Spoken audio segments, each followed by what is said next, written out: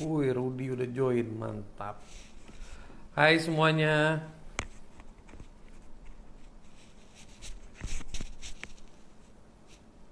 Hai Mbak Yati.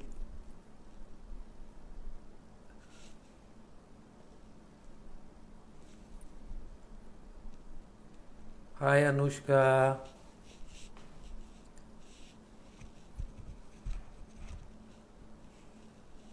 Hitam Manis Store, gue suka tuh namanya, lucu juga.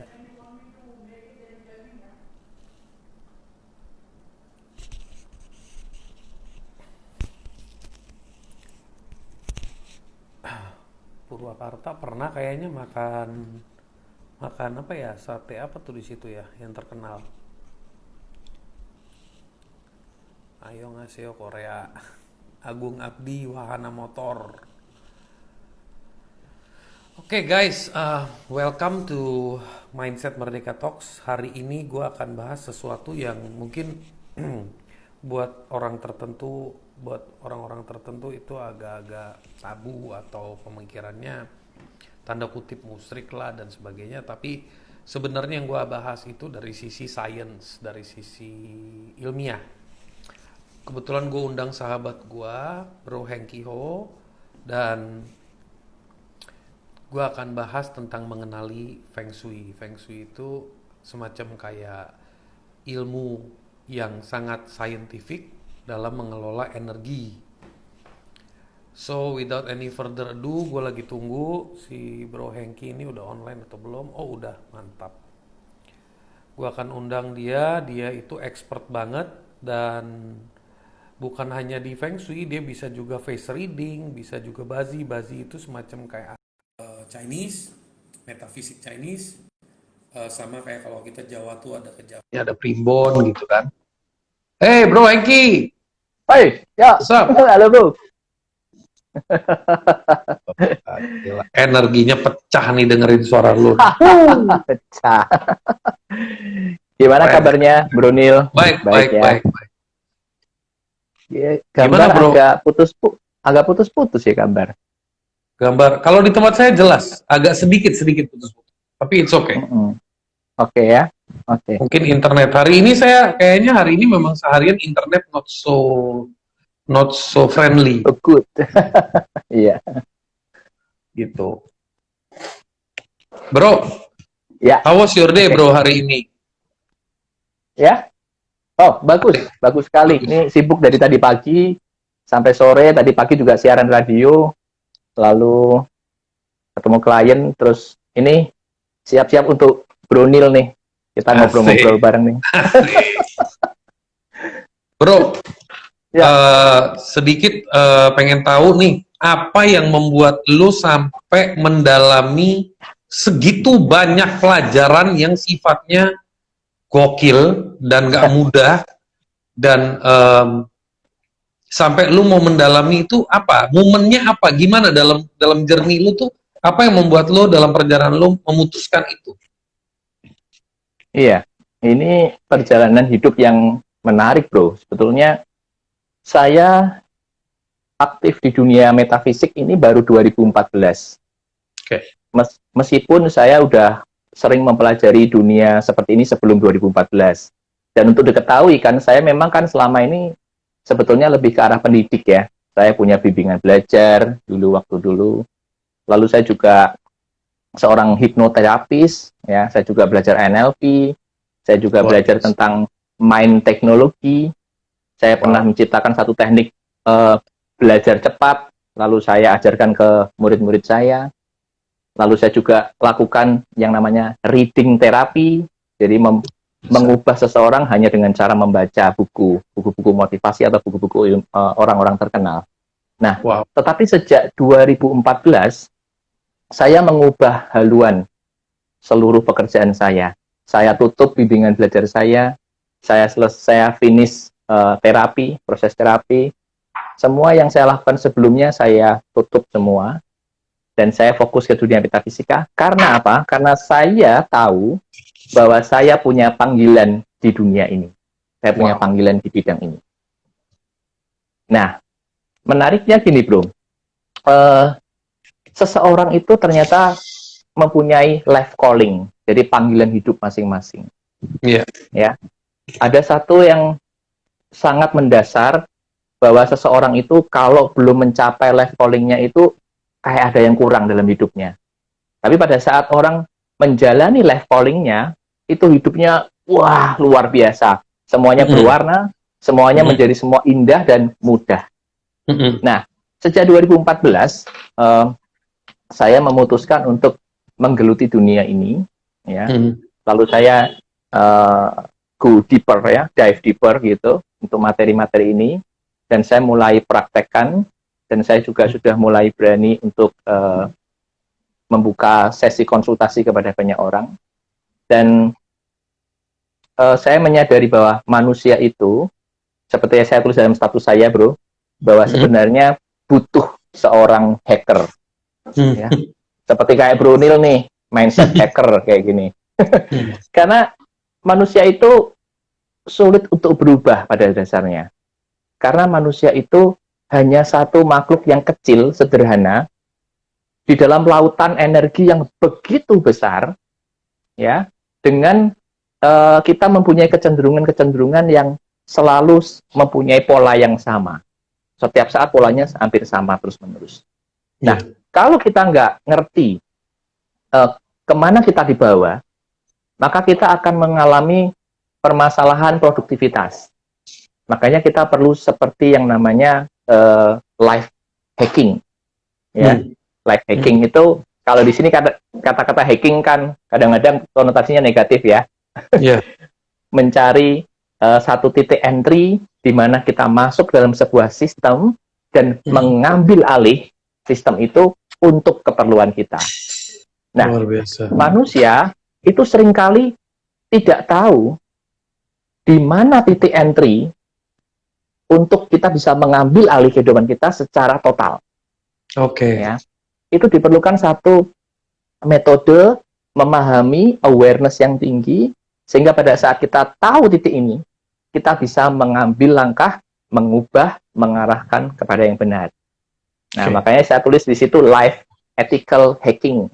Hacking atau proses hacking yang diizinkan, ya, kita izinkan itu terjadi, bukan hacking dalam konotasi negatif. Ya, setuju banget. Begitu Bro mendapatkan calling itu seperti apa sih Bro? Yang Bro rasakan calling, mungkin biar audiens juga bisa relate gitu kan. Kadang-kadang orang tuh bingung kalau orang bilang gue dapat panggilan tuh kayak Heki sini lu gue panggil gitu kan, atau gimana gitu kan. Iya, memang sesuatu yang tidak sederhana ya. Panggilan itu sesuatu yang tidak sederhana. Biasanya panggilan seseorang itu muncul seringkali panggilan seseorang itu muncul karena seseorang itu sudah mencapai satu hal yang kelam atau yang gelap, sesuatu yang banyak kebingungan, banyak ketidaktahuan. Jadi seperti seolah-olah buat apa sih gua gini, buat apa sih, semuanya menjadi biasa-biasa aja, akhirnya kebingungan. Nah, pada saat kebingungan itu muncul, itu seperti ada satu api yang kecil tapi cukup terang, membuat saya mengikuti dan akhirnya, iya, saya harus melakukan ini. Dan biasanya kalau itu terjadi, itu ada satu kegembiraan yang luar biasa untuk melanjutkan. Sehingga saya meresponnya dengan gini, Bro. Saya meresponnya dengan membantu banyak orang pada saat pertama kali saya mengerjakan ini, membantu banyak orang untuk bisa hacking herself atau himself, ya, supaya hidupnya berubah.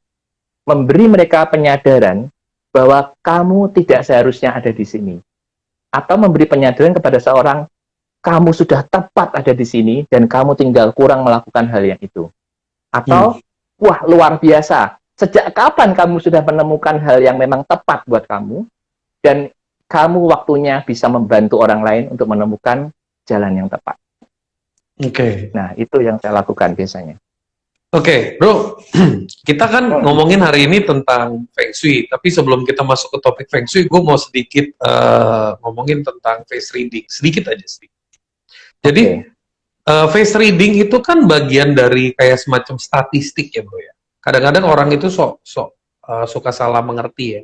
wah, gue dibaca nih. Padahal face reading itu kan adalah sebuah informasi statistik yang sudah Mm-mm. kita pelajari. Kecenderungan orang yang mukanya kayak begini, yang Mm-mm. garis matanya kayak begini, itu biasanya sifatnya kayak begini. Betul nggak, bro? Betul, betul. Jadi itu sebetulnya eh, statistik zaman dulu ribuan tahun yang lalu, dan data itu dikumpulkan dari penelitian yang kalau zaman sekarang itu bisa disebut sebagai penelitian ilmiah berbasis statistik. Ya. Jadi melewati satu eksperimen dan pengamatan yang mendalam ribuan tahun. Jadi Ya. ini scientific banget, bro, ilmiah Iya. banget. Sama kayak kalau kita ngomong nih, kalau kalau kalau prediksi asal-asalan gua nih, Hmm. mungkin ribuan tahun yang lalu sebenarnya udah manusia tuh udah punya teknologi, menurut gue Hmm. gitu. Yang Ya, seperti sekarang dilakukan dengan face recognition, dengan recognition ya. data, dengan kamera CCTV, dan lu bisa recognize face-nya, dan nanti face-nya Ya. disimpan ke data. Itu kan kayak big Hmm. data kan. Nantinya bisa Betul. dilihat kecenderungannya. Iya. Nah bro, Betul. itu seberapa efektif sih kalau dipakai untuk kita melakukan ilmu itu dipakai untuk dalam konteks berhubungan sama klien atau berhiring orang, itu berapa persen efektivitasnya? Ya, kalau untuk face reading, memang manfaat yang paling mendasar atau yang paling sederhana ya, itu adalah kita mengenali seseorang dari pandangan pertama. Jadi misalkan kita pada tahap awal perkenalan, supaya kita tidak salah langkah, tidak salah bicara, kita mengenali dulu. Misalnya, orang ini gayanya apa sih? Analitis kah? Orangnya praktis kah? Atau intuitif kah? Jadi dengan kita mengenali orang ini di awal, sebetulnya kita bisa membuat satu terobosan-terobosan yang cepat, yang bisa memukau lawan bicara kita pertama kali.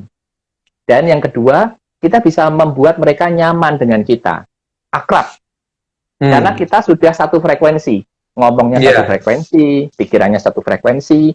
Padahal kita bukan orang yang seperti mereka, kita hanya menyesuaikan frekuensi kita dengan dia.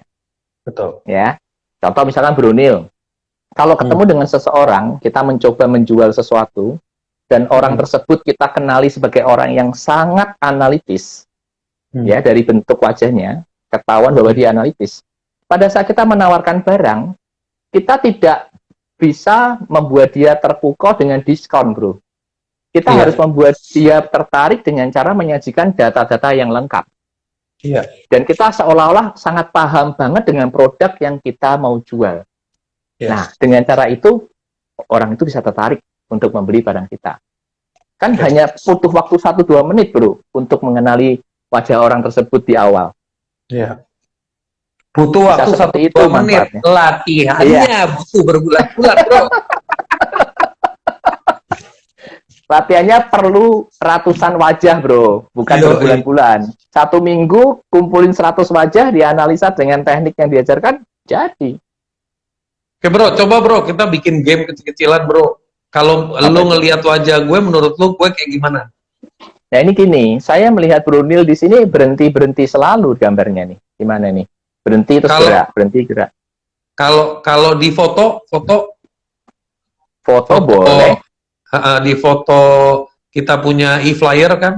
Ya udah gini aja, ini saya coba deh, saya coba dulu sebagian lah ya. Ya misalnya ini.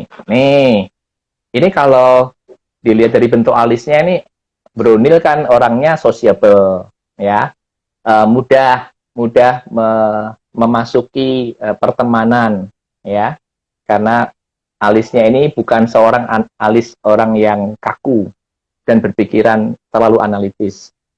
Nah, lalu juga hidung Brunil ini hidung yang keren nih, sebetulnya mempunyai kemampuan manajemen uang, cash flow bisa tuh, ya, tetapi memang tetap ya potensi borosan masih ada, ya.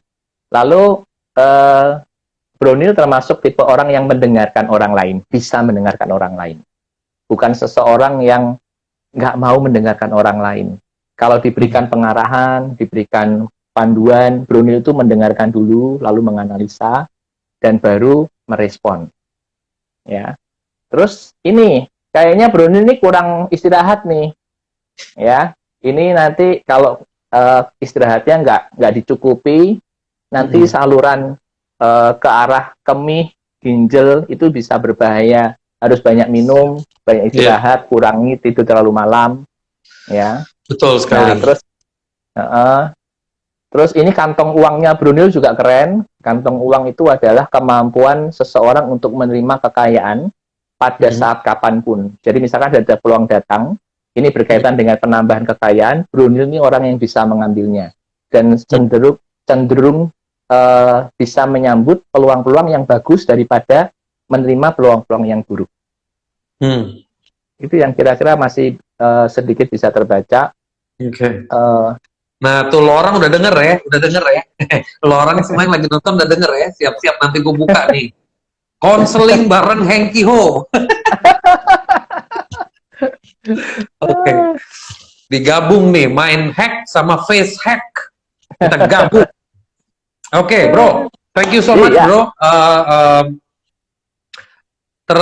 Terlepas dari benar tidaknya, tapi dari kecenderungan yang Bro Hengki ngomong, menurut saya mostly itu benar.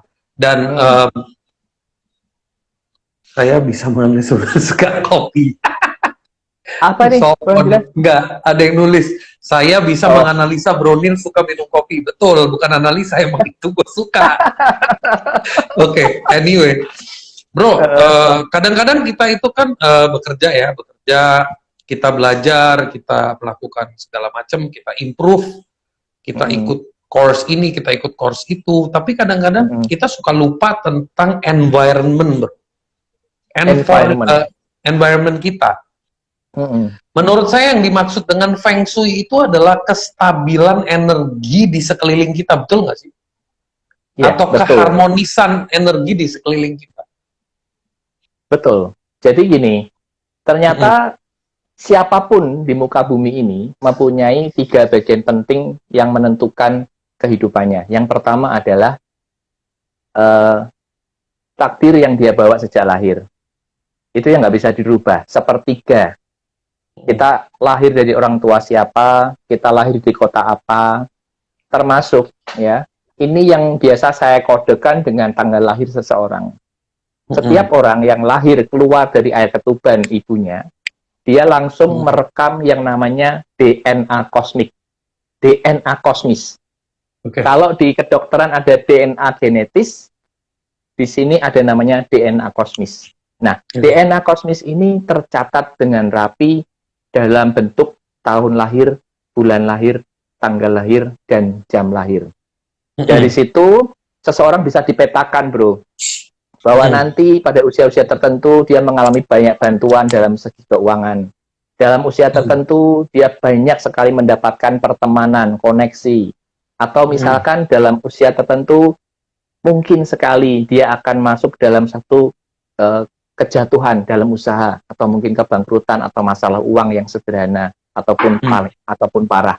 Jadi orang mempunyai satu life path, ya, life path yang terbawa, yang dikode dari sejak dia lahir. Ini seolah-olah nilainya fix atau sulit untuk berubah karena memang itu bawaan lahir. Tetapi ada sepertiga yang kedua yang tadi Brunil sebutkan, yaitu environment atau lingkungan. Jadi itu ada sebuah energi yang kita rasakan dari bumi kita dan langit di atas kita. Itu mempengaruhi kehidupan kita. Ya, itu mempengaruhi kehidupan kita. Jadi kalau misalkan seseorang sepertiga bawaan lahirnya itu bagus, environment-nya bagus, dia tinggal di tempat-tempat yang sesuai dengan medan energi tubuhnya, dengan medan energi untuk bisnisnya, dia sesuai, maka dia sudah mendapatkan 2/3 hidupnya pasti dimudahkan. Nah, tinggal sepertiga yang lain, yang kurang satu ini, sepertiga yang terakhir adalah usaha manusia. Nah, seringkali inilah peran kita di sepertiga yang terakhir untuk memperbaiki apa yang masih kurang atau menyempurnakan 2/3 kita yang sudah bagus. Ya, jadi Feng Shui itu sebetulnya bisa saya sebutkan sebagai Feng Shui untuk manusia, Feng Shui untuk rumah atau bangunan, Ya, bisa juga feng shui itu dipakai untuk bisnis kita atau activity kita dalam bekerja. Oke. Oke. Gue baru tahu Feng Shui itu bisa untuk manusia. Gue taunya tuh lebih ke environment sama bisnis ya. Maksudnya bisnis tuh lokasi toko atau Mm-mm. tipe bisnisnya atau posisi tempat dia duduk ya kan biasanya begitu kan. Mm.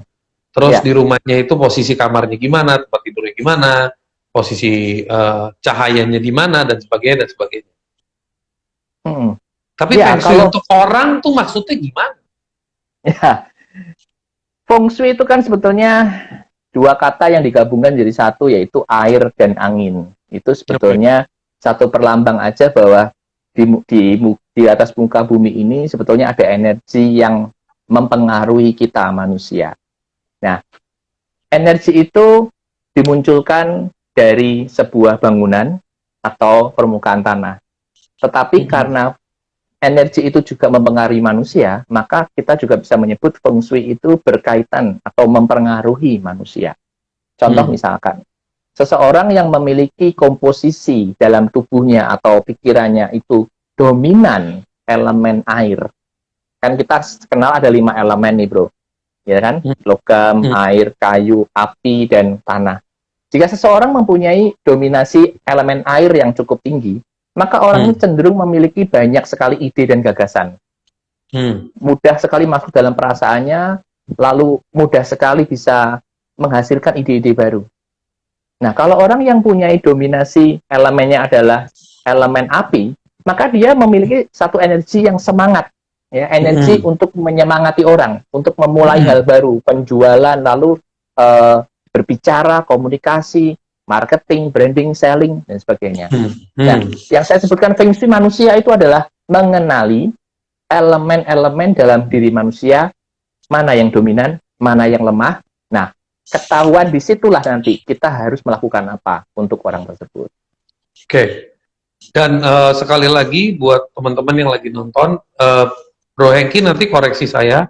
Hmm, Informasi-informasi ini sebenarnya bagusnya di-apply untuk menjadikan data bank kita, bukan labeling ke kita kan. Karena kadang-kadang kita mendengarkan sebuah informasi terus kita melabel diri kita dan menjadikan itu sebagai keyakinan. hmm. Ini berarti konteksnya kalau misalkan saya membaca orang lain gitu ya, saya membacakan dia, lalu dia melabel dirinya sendiri seperti yang saya katakan. Betul, Apakah begitu ya, betul. bro ya? Ya, jadi Nah, kadang-kadang gua ngerasa yang terjadi sama diri saya adalah saya ngetritnya begini. Saya ngetritnya ini Sunil mau ke Bandung atau Sunil mau ke Jogja, misalnya gitu ya. hmm, Nah, kalau konteks normalnya kan gue bakal cek kondisi gue fit atau enggak. Terus gue hmm, berangkatnya naik mobil, misal berarti mobil gue aman nggak, angin bannya hmm, oke nggak, ya, olinya oke nggak, air akinya oke nggak, itu yang standar. Terus ngecek GPS dong, macet betul, nggak jalurnya hmm, macet nggak. Nah, hmm, terus kalau kita mau ngomongin tentang cuaca, kadang-kadang kalau kita lagi berangkatnya di musim-musim yang setengah-setengah nih, kadang hujan, kadang enggak, kita cek lagi nih hmm, cuacanya gimana, benar nggak? hmm, Nah, itu kan semua informasi supaya kita pada saat mau berangkat, kita mengambil keputusan persiapan kita sampai di mana. Betul nggak? hmm. Betul, betul, betul sekali. Nah, dengan adanya Feng Shui maupun Bazi maupun yang lain-lain, gue anggap itu adalah additional information. Oh, sebaiknya Hmm, lu berangkat dari jam segini, karena jam segini ke jam segini waktunya kurang oke. Secara kosmik tidak mendukung, misalnya. hmm, Ya, itu kan juga menjadi informasi. Tapi kalau memang ya, saya harus berangkat di jam seperti itu, ya maksimal yang bisa saya lakukan adalah berdoa. Tapi saya aware bahwa timingnya not so good. Karena yang saya mau tanyakan adalah kadang-kadang kita mendengarkan informasi ini masuk ke dalam sistem kita menjadi sebuah sesuatu yang kita bilang kita mengiyakan dan kita meyakini, dan dengan konsep NLP atau LOA, Law of Attraction, what ya. you believe makes it happen, itu juga pengaruh kan bos? Ya, jadi gini, wah ini narasinya Brunil keren banget. Eh, Semoga teman-teman paham ya yang Brunil katakan ya, karena sebetulnya hidup manusia memang sangat rumit. Saya ya, secara pribadi memang sangat berhati-hati untuk mengatakan apa yang namanya bacaan tadi itu. Entah itu feng shui, entah Pak Ce tadi, saya sangat berhati-hati untuk mengatakan kepada seseorang supaya ini tidak menjadi label yang tadi kata Guru dikatakan. Malah tidak membuat dia menjadi kontraproduktif. Betul. Contoh misalkan saat ini, dia sedang semangat-semangatnya nih bekerja dan mencari peluang-peluang yang baru, meskipun dalam tanda petik dia sedang dalam kondisi kesusahan. Tapi pada saat ketemu dengan saya, misalkan, saya bacakan bawaan lahirnya, wah, betul loh, saat ini kamu sedang dalam kondisi yang kurang baik. Hoki kamu nilainya cuma 30%, 20%, nggak terlalu bagus. Misalkan seperti itu. Ya, orang yang kurang siap mendengarkan saya akan mengatakan, aduh, bener juga nih, kenapa saya susah banget ya ini berusaha ya. Effort saya kok udah kenceng tapi nggak jadi semua. Nah, seperti labeling, seperti pembenaran. Begitu kan, bro? Seperti Iya, dan pembenaran. akhirnya dia bilang, ya percuma aja gue usaha, hoki gue lagi down, mendingan gue diem dulu. Kan Nah, lucu gitu kan. Nah, ini bedanya, bro. Kalau kita membacakan, ya, bacakan ini ya, istilahnya kondisi seseorang itu harus dengan bijaksana dan berhati-hati. Tanpa pengalaman, tanpa jam terbang yang tinggi dan tanpa empati ya atau teknik strategi tertentu, kita akan salah menyampaikan kepada orang lain. Ya. Kita harus paham bahwa orang yang dalam kondisi yang kurang menguntungkan, kurang beruntung, itu harusnya diberi encourage, diberi keberanian, membesarkan hati dia untuk melakukan hal-hal yang memang strategi yang lebih tepat. Karena orang yang masuk dalam keberuntungan yang kurang bagus, pilihannya hanya sedikit, bro. Lebih sedikit daripada orang-orang yang beruntungnya besar. Nah, jika pada saat dia mencoba banyak hal itu gagal, biasanya ada satu atau sedikit yang itu betul. Dari 3 dia coba 1, atau dia dari 5 dia coba 1 betul. Kita pertajam yang 1 ini. Kamu harus teruskan yang di sini. Kamu harus teruskan yang di sini. Jangan ke tempat yang lain. Kenapa? Karena mungkin saja orang-orang yang nggak paham akan mempengaruhi kamu supaya kamu tidak melakukan yang 1 ini. Nah, jadi pembacaan peta hidup seseorang itu akan sangat berguna untuk mengurangi yang namanya pemborosan waktu, ya, trial and error, pemborosan tenaga, bahkan pemborosan biaya. Ini sangat membantu bagi orang-orang yang memang perlu dipandu pada masa-masa sulit, bro. Tidak untuk membuat dia melabel dirinya bahwa, lah bener kan, saya lagi sial nih, saya lagi jelek nih. Nggak boleh jadi manipulatif, nantinya. Jadi manipulatif kan? Betul. Itu ada pembenaran yang bahaya.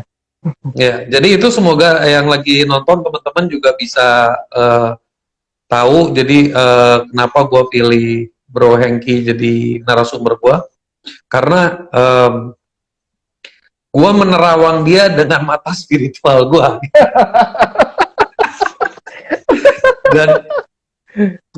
dan it's really ini gue ngomong live nih ke teman-teman ya.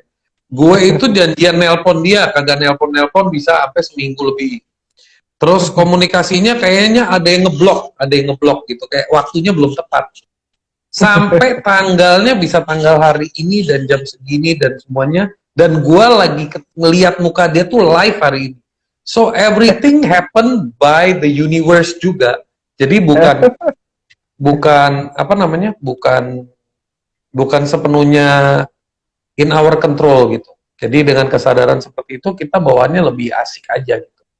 Nah, bro, seberapa penting sih, bro, kalau kita menggunakan atau mengenali Feng Shui agar bisa kita aplikasikan setidaknya di tempat kerja kita maupun di rumah kita? Itu seberapa penting dan seberapa efektif akan menjadi relate ke dalam diri kita? Ya. Jadi kita ini, saya ulangi, kita ini adalah satu makhluk yang kecil dibandingkan lautan energi yang begitu luar biasa besar. Asalkan kita bisa memetakan energi yang mempengaruhi kita selama kita bekerja atau kita ini ya, beraktivitas ya, maka kita akan paling tidak bisa terhindar dari hal-hal yang buruk. Hmm. Karena gini bro, kalau sinyal HP ya, sinyal internet seperti ini ya, itu kan pasti dalam satu tempat ada yang lebih kuat, di tempat tertentu ada yang lebih kuat, atau di titik tertentu ada yang lebih lemah. Bahkan kadang-kadang sinyalnya hilang pada spot tertentu. Nah, Feng Shui juga sama seperti itu. Hanya saja Feng Shui itu memiliki tema-tema energi. Contoh, misalkan saya punya tema energi kekayaan atau bekerja, ya, bekerja untuk menghasilkan uang itu kuatnya ada di gudang. Di tempat saya itu kebetulan gudang.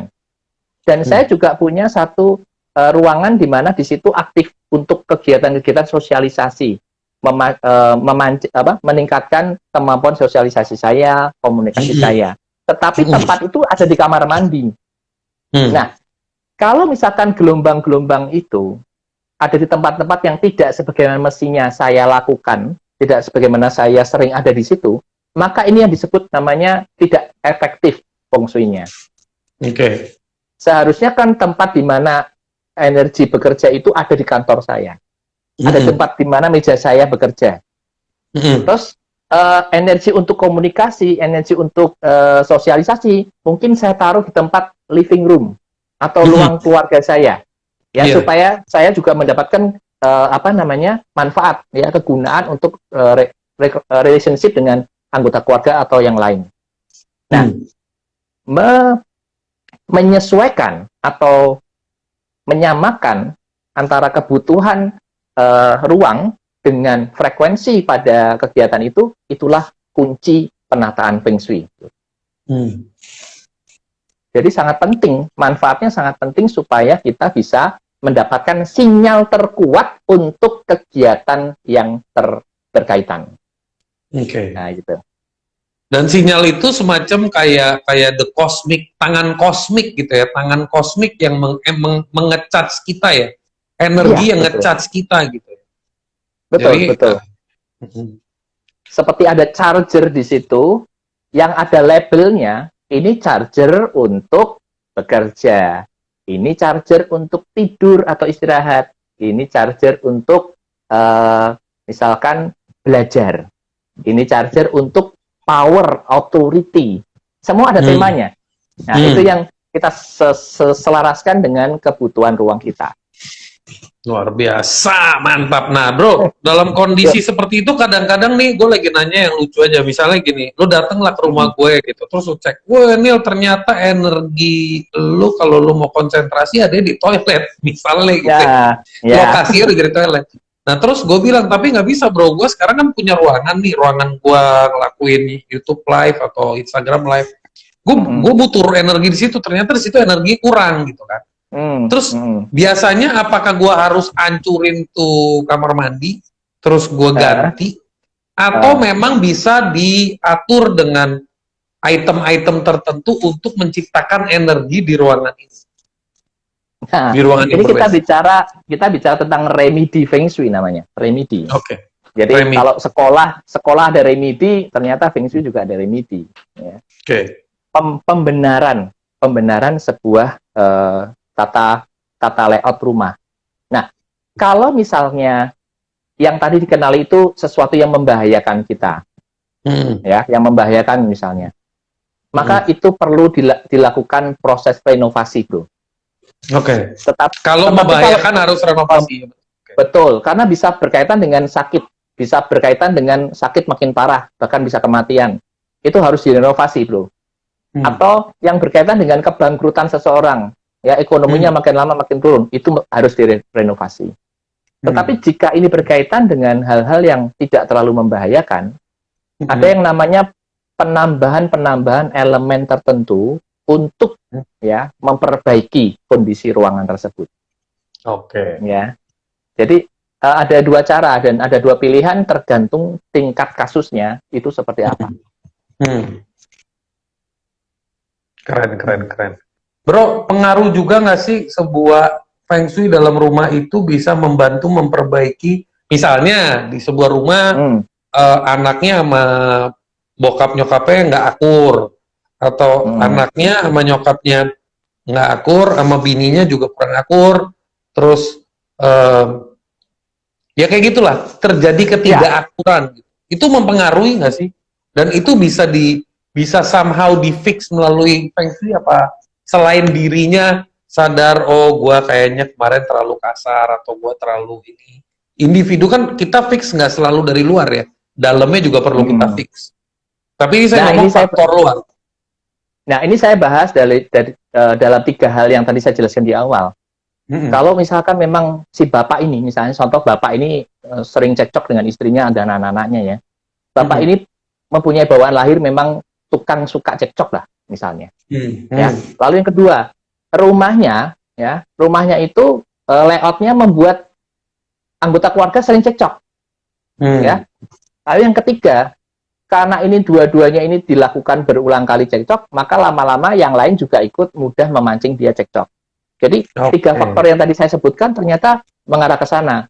Nah, yang paling biasanya seringkali kita lakukan adalah dua hal yang utama, yaitu yang pertama, orang harus berubah. Mungkin belajar dari Bro Neil nih, coaching atau apa, menghack mindset dia agar menjadi manusia yang lebih baik. Betul, mengurangi supaya nggak gampang cekcok nih loh, ya, kecenderungannya ditahan atau gimana, itu usaha manusia. Lalu yang kedua, beresin feng shui rumahnya, yang membuat perselisihan. Itu pasti ada pemicunya.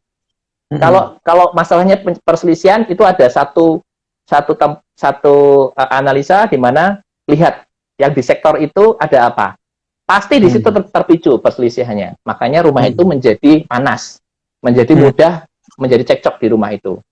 Ya, karena untuk mengganti bawaan lahir memang paling susah. Ya, dua faktor ini yang perlu kita ganti dulu, kita perbaiki dulu. Ini sebetulnya saya juga bisa loh bro, kalau misalkan teman-teman ada yang mau tanya tanggal lahir saya begini, saya sebetulnya elemen diri saya apa, ini bisa. Nah, bro. Boleh tuh, sip, boleh. Kita masuk ya dalam waktu 3 menit. Jadi kita akan dalam 3 menit, saya ada satu pertanyaan terakhir, teman-teman nanti mulai bertanya. Cuman kenapa saya tidak mengencourage teman konsepnya nanyanya singkat, tapi tidak tanya yang lebih intelektual, karena takutnya informasi yang masuk itu nggak membangun, bro. Jadi gue punya mindset Merdeka Talks itu tujuannya adalah memerdekakan yang nonton, supaya mindset merdeka gitu loh. Jangan cuman asal nanya, asal dapat jawaban, terus ya udah besok lupa. Gue berharap mereka nonton dan mereka bisa benar-benar realize, oke, gue kayaknya harus belajar. Gue kayaknya harus ini. Gue kayaknya harus tidak sembarangan berasumsi gitu. Nah, kalau nggak ngapain gue panggil narasumber keren-keren kayak Hengki ke sini? Ya, Oke, so guys, one more question. Kalian bisa tanya, gue kasih lo contoh ya. Ini kalau ada orang keren tuh tanyanya tuh yang keren gila gitu. Seberapa manfaatnya Feng Shui buat gue? Atau seberapa manfaatnya Feng Shui buat bisnis gue? Seberapa manfaatnya Feng Shui, mengatur Feng Shui itu buat kesehatan gue? Dan apa yang bisa gue maknai dari ilmu Feng Shui ini gitu loh. Kayak gitu-gitu kan pertanyaan-pertanyaan yang kayak gimana gitu ya. Oh ya, ada Bro Clemens. Bro Clemens, welcome. Ada Sislina, Bro Clemens, welcome. Oke. Ngeri-ngeri nih. Sohib-sohib pada nongol. Jadi nervous gue. Ini Bro Clemens juga jago nih baca-baca nih, ya kan?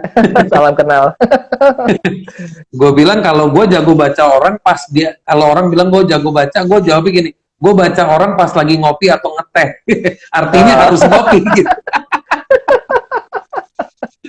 Oke teman-teman, jangan usah posting jamnya karena ada aturan main.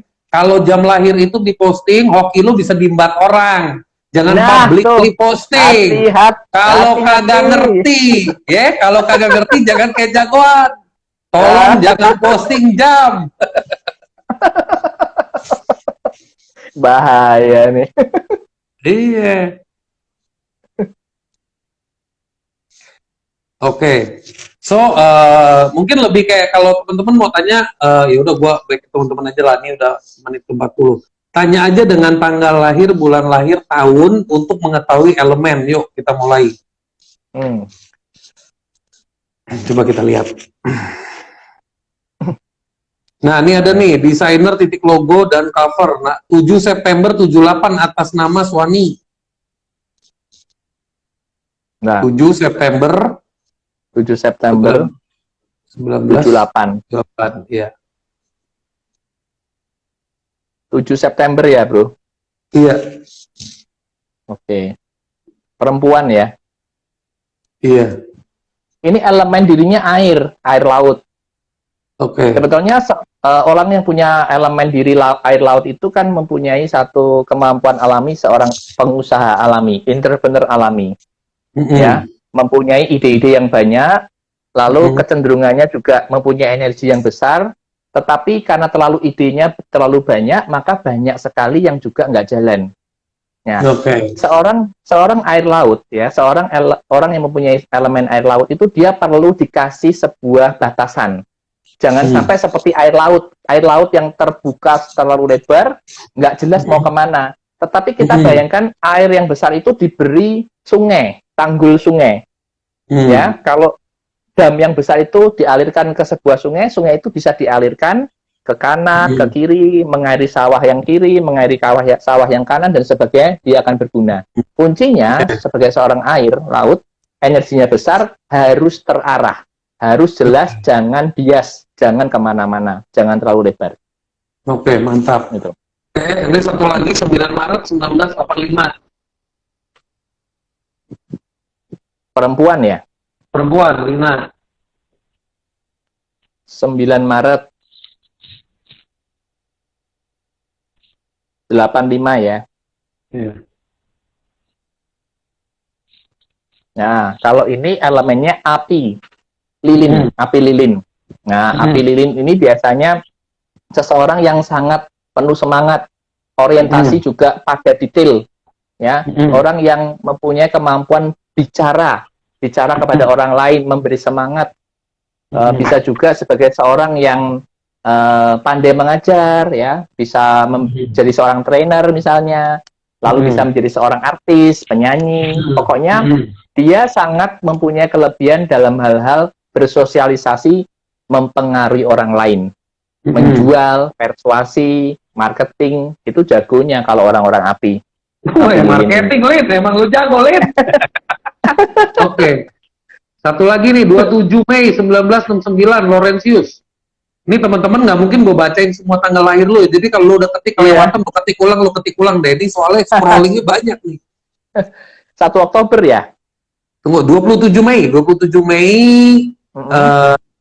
Tunggu, lewat. 69 atau? Iya, 69. Iya. 27 Mei 69. Iya. Laki ya? Cewek, kalau nggak salah. Cewek apa cowok nih?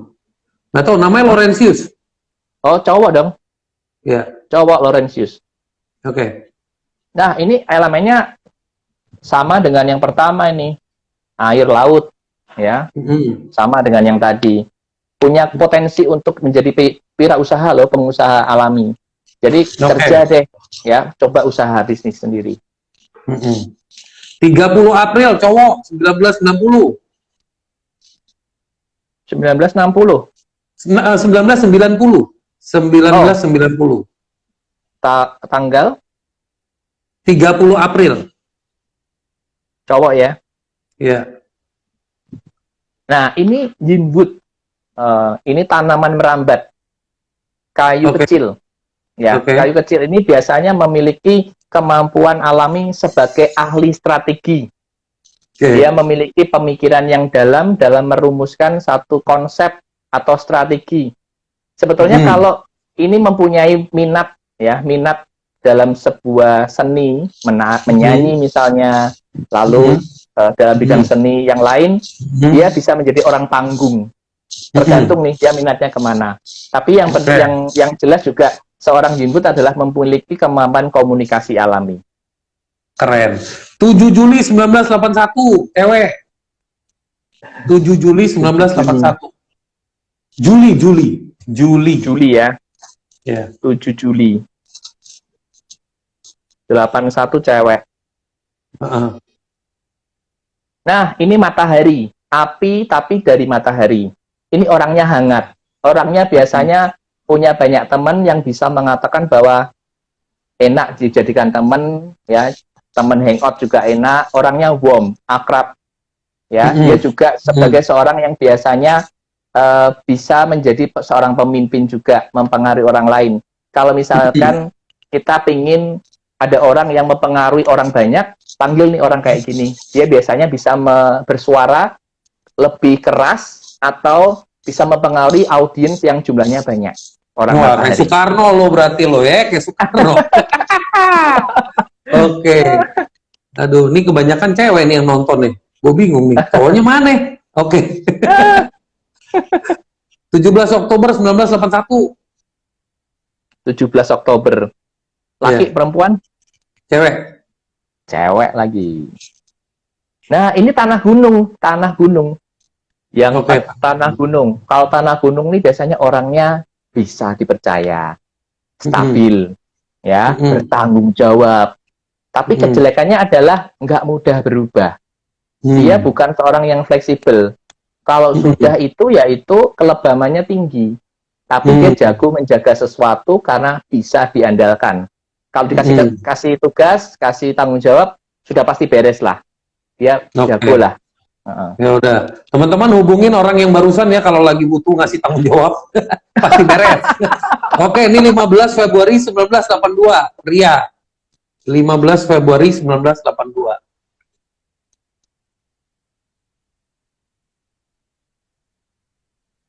Ya, kalau ini tanah sawah. Tanah sawah itu biasanya orang yang resourceful, mudah belajar apapun juga. Pengen jadi apa, itu mudah. Yang penting ada resource-nya. Ini dia punya kelebihan. Mau jadi trainer ya bisa, asal ada kesempatan belajar, trainer.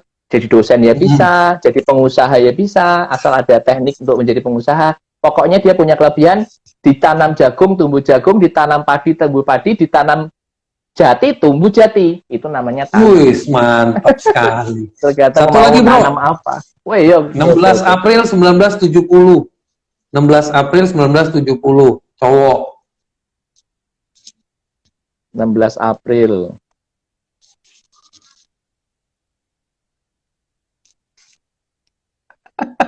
Ini matahari. Matahari dengan yang sama tadi. Matahari ini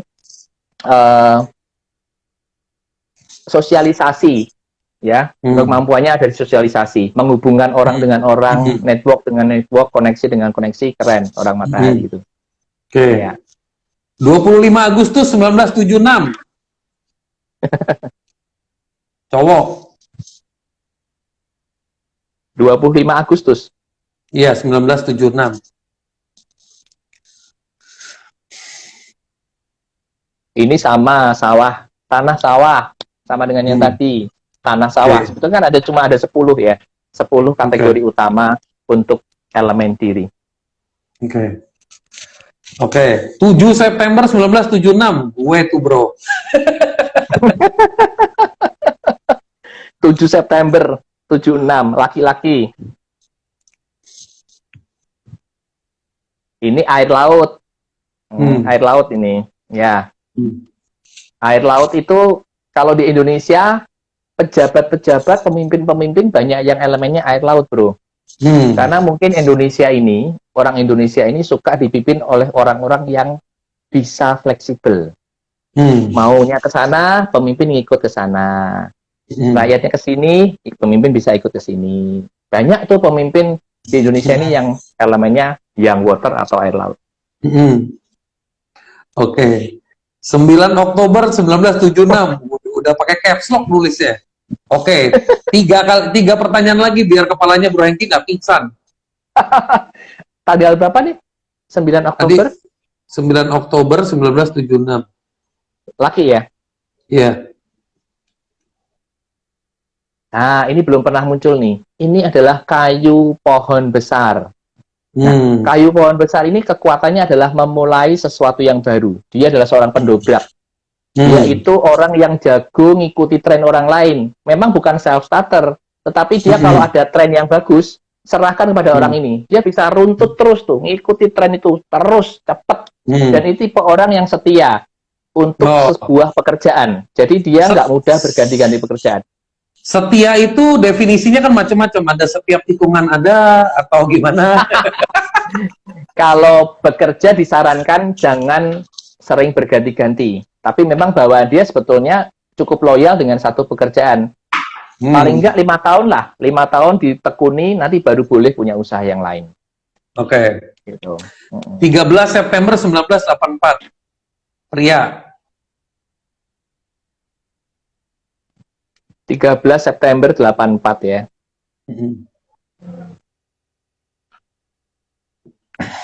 Ini elemennya yang metal, besi pedang.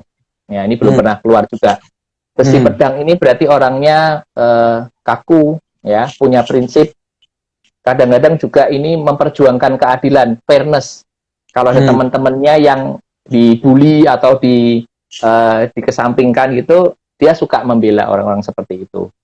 Ya, ini cocok kalau misalkan mengerjakan pekerjaan-pekerjaan yang fix, hukum, keuangan, ya, militer, ya. Pokoknya hal-hal yang memang harus dijaga seperti itu, nggak boleh fleksibel, nggak boleh ganti-ganti. Nah, orang metal biasanya seperti itu. Oke. 7 Oktober 1986 cewek. 7 Oktober.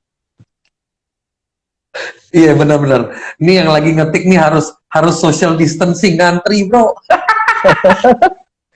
Ini kayu, pohon besar. Jadi ini juga itu tadi, orang yang biasanya follow the trend. Kalau ada bisnis apa yang sedang ngetrend, ikuti, itu yang dibisniskan. Ya, orang yang membuka jalan dengan cepat, suka pada sesuatu yang mendobrak atau kaku, ya. Satu titik fokus. Ini orang yang fokus nih sebetulnya, nggak banyak titik. Mantap. Oke, terakhir 8 Februari 1992 cewek.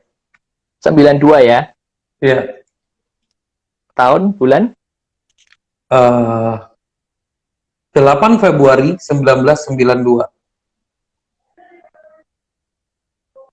Ini sama. Kayu pohon juga. Kayu pohon. Ya, jadi kayu pohon ini kalau ini orangnya ini kayunya kuat banget nih. Jadi kalau punya prinsip nggak bisa ditekuk-tekuk nih, nggak bisa dibelok-belok ini nih orang. Ini prinsipnya kuat nih. Udah punya kayu, dia punya macannya juga. Wah, ini perempuan tapi garang nih pasti nih. Nah, strong leadership. Nah, strong leadership. Oke, bro, sekarang lu tarik napas dulu. Ini kesian lah narasumbernya digas kayak begitu ya kan. Nanti bisa nonton video replaynya karena rata-rata elemennya kayak podo tinggal di recheck aja kok, bisa di Google juga kok elemennya. Tinggal dicek aja. Ini kan seru-seruan, ya kan? Ya. Oke, apa namanya? Bro, jadi advice lu apa sih, bro, tentang mengenali Feng Shui ini? Jadi orang tuh harus tahu apa tentang Feng Shui? Iya, orang tuh harus tahu tentang apa yang namanya prinsip-prinsip dasar. Prinsip-prinsip dasar. Contoh misalnya seperti ini. Kalau sebuah sistem itu lengkap ya dengan 5 elemen, ya, kita bisa mendiagnosa segala sesuatu. Kita akan tahu lemahnya ada di mana. Contoh, bro, yang paling gampang. Saya jelaskan ini pakai terminologi timur, ya. Apapun bisnisnya, apapun pekerjaan kita, saya jelaskan menggunakan terminologi timur. Bahwa kalau air itu adalah awal dari segala sesuatu ada. Kelahiran, ide, itu ada di air. Maka ide itu akan diwujudkan dari ide menjadi aksi, itu oleh elemen kayu. Nah, elemen kayu itu adalah satu sistem yang membawa kepada yang namanya optimalisasi. Kalau dalam bisnis itu mungkin penjualan. Penjualan itu diwakili oleh elemen api. Nah, api itu melambangkan penjualan, melambangkan mendapatkan sesuatu dari usaha kita, ya, mendapatkan uang, keuntungan, profit, ya. itu akan dikumpulkan oleh elemen tanah. Jadi dipelihara, dijaga, ya, di-maintain. Customer juga di-maintain. Itu satu proses di mana terjadi proses siklus tanah. Setelah mereka di-maintain, dijaga, diadministrasi, dicatat, maka dievaluasilah. Itu tahap logam. Dievaluasilah apa yang sudah kita lakukan selama 4 tahap sebelumnya, mana yang diperbaiki, mana yang harus dilanjutkan, maka akan memunculkan satu gagasan baru atau hasil dari evaluasi, muncullah air lagi, gagasan baru lagi untuk dilanjutkan. Nah, kalau kita bisa memahami sifat 5 elemen dalam satu siklus ini, maka kita bisa mendiagnosa apapun dalam kehidupan kita lemahnya di mana, bro. Jangan sampai keseimbangan ini terganggu hanya gara-gara tidak pernah evaluasi. Jangan sampai keseimbangan hidup kita ini terganggu hanya karena kita nggak pernah bisa closing nih. Mau usaha, lemahnya di api, nggak closing-closing. Mau sudah ketemu dengan big deal, nggak berani, mundur. Nah, jadi kita selalu bisa mendiagnosa proses mana yang kita lemah. Dengan itu, kita tahu solusi atau cara untuk menghasilkan solusi. Mantap sekali. Bro, ada satu pertanyaan tadi, gue ke-skip. Pertanyaannya adalah form Feng Shui versus kompas Feng Shui. Apa? Form Feng Shui versus VS kompas Feng Shui. Form. Gini. Mungkin yang dimaksud adalah kompas biasa dibandingkan dengan kompas Feng Shui. Ya, ini laupan itu ya. Oke. Jadi kalau saya pada praktek ya di lapangan ya, kadang-kadang di suatu tempat kalau diukur menggunakan kompas Feng Shui, jarumnya tuh nggak mau berhenti, bro, bergerak-gerak, goyang. Nanti saya pindah 1 atau 2 meter ke samping itu jarumnya baru mau berhenti, menunjukkan arahnya.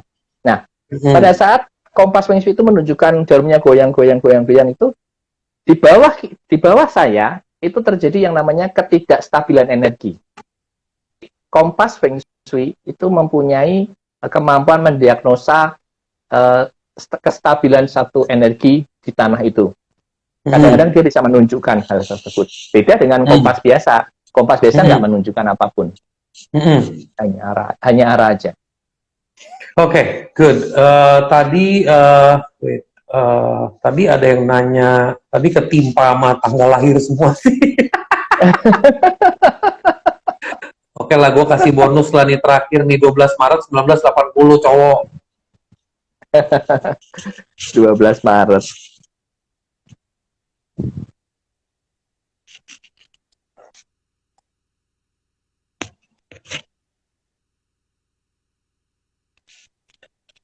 Elemennya kayu pohon. Ya, kayu pohon. Ini kan memang seharusnya si bro ini kan punya pekerjaan satu, ditekuni, ya, tekuni aja. Butuh waktu kira-kira 5 tahun tuh kalau bekerja, nanti sebelum mempunyai usaha yang lain. Ya, juga orangnya harus follow trend. Punya keuntungan kalau zaman sekarang ini kan banyak tren-tren yang bisa diikuti. Ambil aja salah satu yang bisa diikuti, terutama tren yang paling kuat. 14 Juli 1990. Kasihan. 14 Juli 1990. Wah, orang mulai lagi nih. Udah nih, gue bakal disikat sama Hengki. Abis ini dia bakal telepon gue. Gue gak mau lagi live sama lu, Nin. Dia bakal gituin gue. Orang ntar kehilangan. Laki apa perempuan yang 14 Juli nih? Laki-laki. Oke. Ini logam pedang nih. Logam pedang. Ya. Ini orangnya fairness, ya, memperjuangkan fairness, mengerjakan hal-hal yang fix, ya, bisa bagus dalam mengerjakan hal-hal yang bisnis-bisnis yang tetap tidak fleksibel. Kalau Jeff Bezos itu, ya, Amazon itu, ini punya elemen ini nih, yang metal nih. Dia fokus pada satu bisnis, core bisnis yang nggak kemana-mana. Dan orangnya itu benar-benar perfeksionis, dia sistemnya rapi sekali. Orang yang fix, nggak ada yang namanya tawar menawar. Saya mau ini harus itu, ya, dia fix benar-benar. Ya. Oke, bro, satu kali lagi ya, bro. 5 Juni 1970. 1970, 5 Juni. Cowok. Laki perempuan? Cowok. 5 Juni atau 15? 5 Juni. 5 Juni ya. Matahari, api matahari. Ini biasanya menggunakan atau memanfaatkan koneksi atau network untuk kesuksesan dia. Harus punya banyak teman, ya. Orang menghubungkan bisnis dengan bisnis, orang dengan orang, itu kemampuannya dia. Oke. Kebetulan dia pengusaha ini, bro. Dia pengusaha besar restoran Padang. Dia sangat menghubungkan orang-orang di restoran Padang itu kayaknya. Tapi kebetulan memang bisa cocok ya, cocok untuk mengerjakan. Enggak, itu gue joking, gue nggak tahu. Itu gue joking, gue joking. Oke, ini ada pertanyaan bagus nih. Kalau unsurnya seumpama air, lalu kerjaannya api, apakah cocok? Ya, itu tergantung, dihitung dulu. Itu harus dihitung dulu, karena memang seorang air itu memang punya potensi bagus mengerjakan api. Tapi asal airnya harus kuat. Kalau airnya kuat, dia bisa mengendalikan api, dan memang itu bisnis terbaiknya adalah api. Oke. Kayaknya gue harus bikin live IG bareng sama lo episode 2 nih, bro. Dan episode itu menceritakan tentang fungsi elemen, bro. Biar teman-teman agak ngerti. Sebelumnya gue minta maaf, bro. Udah ngegas lo banget dengan begitu banyak pertanyaan live terhadap tanggal lahir. Gue minta maaf karena itu ngedot energi Bro Hengki, teman-teman. Gue tahu banget karena itu nyedot banget. So, terima kasih lo, bro. Lo mau ngelayanin seperti itu. Thank you banget. Dan gue appreciate banget. Thank you. Let's do something good. Something yang bermanfaat buat teman-teman. Agar teman-teman lebih terbuka, lebih mengerti tentang Feng Shui, tentang elemen. Dan akhirnya mereka bisa dengan kreativitas bisa mengikuti dan menjalankan dan menjadikan itu manfaat juga. Agar bisa menopang hidupnya secara energi yang tepat.